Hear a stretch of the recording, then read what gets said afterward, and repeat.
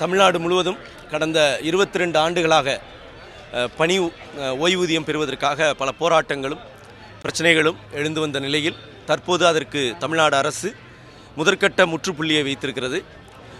நீண்ட காலமாக கிட்டத்தட்ட 6 லட்சம் குடும்பங்கள் பாதிக்கப்பட்டிருந்த நிலையில் தற்போது இந்த ஓய்வூதிய திட்டம் என்பது ஏற்கனவே பணி ஓய்வு பெற்றவர்களுக்கும் பணி செய்து கொண்டிருக்கும் போது இறந்தவர்களுக்கும் இந்த ஓய்வூதியம் கிடைப்பதற்கான வாய்ப்புகள் கிடைத்திருக்கிறது. இது ஏன்னா அவங்களுக்கு ₹1 கூட இல்லாமல் அந்த ரிட்டைர்மெண்ட்டில் ஒரு முழுமையான தொகையை பெற்றுக்கொண்டு சென்றவர்கள் இப்போ அவங்களுக்கு உங்கள் குடும்பத்துக்கு ஒரு பாதுகாப்பான நிலை ஏற்பட்டிருக்கிறது. அதே மாதிரி எங்களை பொறுத்த வரைக்கும் இப்போ ஏற்கனவே உள்ள அந்த நடைமுறையின்படி 50% கடைசியாக பெற்ற ஊதியத்தில் 50% ஓய்வூதியமாக கிடைக்கும் என்ற அறிவிப்பு வந்திருக்கிறது. முழுமையாக அரசாணை வெளிவந்த பிறகு அதனுடைய சாராம்சங்கள் தெரிய வரும். எது எப்படி இருந்தாலும் அரசு முழுமையாக எங்களுடைய கோரிக்கையை ஏற்றிருக்கிறது. இது ஒட்டுமொத்த ஆசிரியர்களுக்கும் அரசு ஊழியர்களுக்கும் ஒரு இனிப்பான செய்தியாக இருக்கிறது. தமிழகத்தில் பல்வேறு சர்ச்சைகளும் ஆசிரியருடைய கோரிக்கைகள் நிறைவேற்றவில்லை என்ற எதிர்மறை கருத்துகள் வந்து கொண்டிருந்த நிலையில் தற்போது இந்த அறிவிப்பு ஒட்டுமொத்த ஆசிரியர் அரசு ஊழியர்களின் இடையே ஒரு எழுச்சியையும் மகிழ்ச்சியையும் ஏற்படுத்தியிருக்கிறது. அந்த இடைப்பட்ட காலத்தில் பணி ஓய்வு பெற்றவர்களுக்கு சிறப்பு கருணை ஓய்வூதியம் அப்படின்னு ஒரு அம்சம் இருக்கு. அது என்னன்னா ஏற்கனவே முழுமையாக அவங்களுக்கான பலன்கள் வழங்கப்பட்டு விட்டது. அரசிடம் எந்த பங்களிப்பு தொகையும் இல்லை. ஏற்கனவே மத்திய அரசினுடைய கோட்பாடுகள், கொள்கைகள், வழிகாட்டு நெறிமுறைகள் இருக்குது. நாமளும் வழிகாட்டு நெறிமுறையை வச்சுருக்கிறோம். அப்படி இருக்கும் பொழுது அதன் அடிப்படையில் தான் கொடுக்க முடியும். அவங்களுக்கு முழுமையாக ஏற்கனவே அவங்களுக்கான தொகை வழங்கப்பட்டு இனி எந்த தொகையும் இல்லை என்ற நிலையில் தற்போது அவர்களுக்கு ஒரு ஓய்வூதியம் என்பது அவர்கள் வாழ்வில் ஒரு மிகப்பெரிய ஒரு பாதுகாப்பை தரக்கூடியதாக இருக்கும்.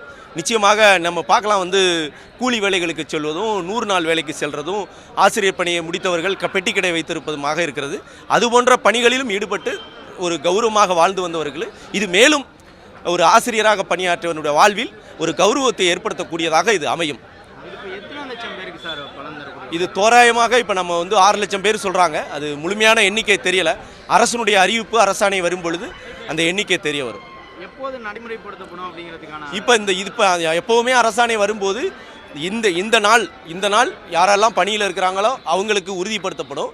இதற்கு முன்பு பணியில் இருந்த அனைவருக்கும் இந்த பாதுகாப்பான ஓய்வூதியம் வந்ததுனால இது ஒட்டுமொத்தமாக இந்த நாள் வரை நியமிக்கப்பட்ட அனைவருக்கும் இனி வரும் காலங்களில் நியமிக்கப்படுகிற அனைவருக்குமாக இந்த அறிவிப்பு வெளிவந்திருக்கிறது. கிட்டத்தட்ட ஒரு 20-22 வருஷம் சொல்கிறீங்க சார். அதுக்கு இடையில் 4 முதலமைச்சர்கள் கூட வந்திருக்காங்க. இப்போ இந்த கடைசி காலத்தில் இந்த தருணத்தில் அது சாத்தியம். இது கடைசி காலம்னு சொல்கிறத விடவும் உலக வங்கி ஓய்வூதியம் கொடுப்பதற்கு சில வழிகாட்டு நெறிமுறைகளை மாநில அரசுக்கும் மத்திய அரசுக்கும் நெருக்கடிகள் கொடுக்கப்படுது. உலக வங்கியின் காரணமாக இந்த உலக வங்கியினுடைய நெருக்கடியின் காரணமாக பல அரசியல் காரணங்கள் அடிப்படையிலையும் பொருளாதார நெருக்கடி காரணமாகவும் எங்களுக்கு நாங்கள் அதை தாமதிக்கப்பட்டதாக தான் கருதுகிறோமே தவிர திட்டமிட்டு இதை தாமதித்து தர வேண்டும் என்ற எண்ணம் தமிழ்நாடு முதலமைச்சருக்கு அறவே இருக்க முடியாது.